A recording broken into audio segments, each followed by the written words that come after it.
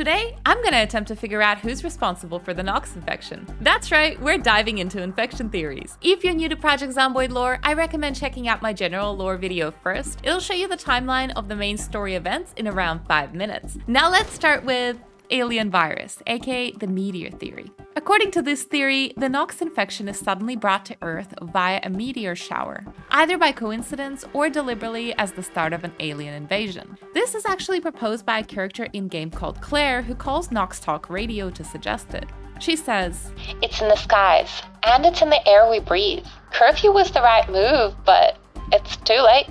Now, the biggest case for this theory is that it's a very good explanation as to how the infection spread so quickly. There's not much else to suggest that the meteors have anything to do with the virus, however, other than the fact that the meteor showers started right around the same time as the virus outbreak. Next up, foreign bioweapon. According to this theory, the Knox infection was a targeted attack by some foreign power. This is another theory suggested by an in-game character, Francine, who calls into Knox Talk Radio. She thinks it must be targeted because the outbreak began on Independence Day. She says, "They've been coming for us for years. This is their moment." Now, the only evidence we have to support this theory is the date of the outbreak being the 4th of July. I think this one can be ruled out as an obvious red herring thrown in by the devs. Moving on to chemical testing. According to this theory, chemical testing is directly responsible for the Knox infection. We know from various radio broadcasts that Muldrow was used as a chemical testing site in the 60s. The Knox outbreak takes place in 1993, so around 30 years after the testing stopped. Or did it? If you find this ultra-rare home VHS called Conspiracy Crap, you'll hear from a character who believes the testing never stopped.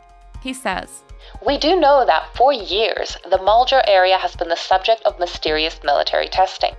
Mass livestock deaths, strange tastes from faucet water, and foul smells in the air have all been noticed locally." There is actually some evidence to support this theory. The bad smell is reported by several people weeks before the outbreak.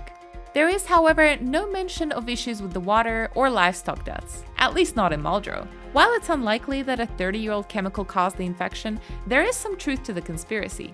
Next up, we have misfolded prions, aka Spiffo theory. This next theory suggests that the cause of the outbreak is a rare mutated prion that was spread through meat, the next evolution of the mad cow disease. This idea is proposed by an in-game scientist called Professor Peter Ensley, the author of the book Apocalypse Cow.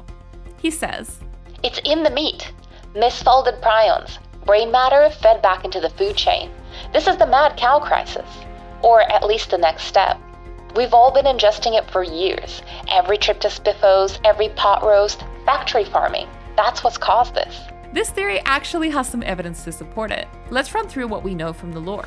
First, there's the home VHS called Secrets of Spiffos Special Sauce. The tape talks about a rumor that the sauce recipe was changed just before the mad cow outbreak in the UK, implying that it was caused by Spiffos. There's also some evidence of Spiffos' involvement during the tutorial. The Spiffo mascot teaches you the basics of survival and then feeds you to a horde of zombies.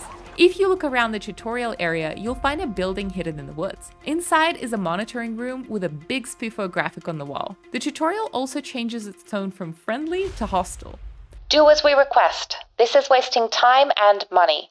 Sneak to the gate in the fence, now."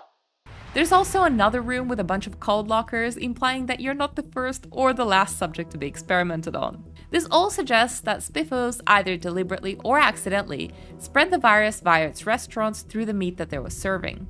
And lastly, we have military experiment. According to this theory, the infection is a result of military testing gone wrong, and there's a lot of evidence to support this one. Let's run through what we know, starting with the Raleigh outbreak. On an ultra-rare VHS called Shows, we hear a news report about a flesh-eating infection originating from cows sweeping a community in Raleigh. What's more, a similar outbreak occurred in Libya just 1 year before. All the evidence points to government experiments. Then there's the secret military base hidden in the middle of nowhere in Kentucky. Inside are some strange-looking rooms, like this observation room with a bunch of medical supplies and a one-way mirror.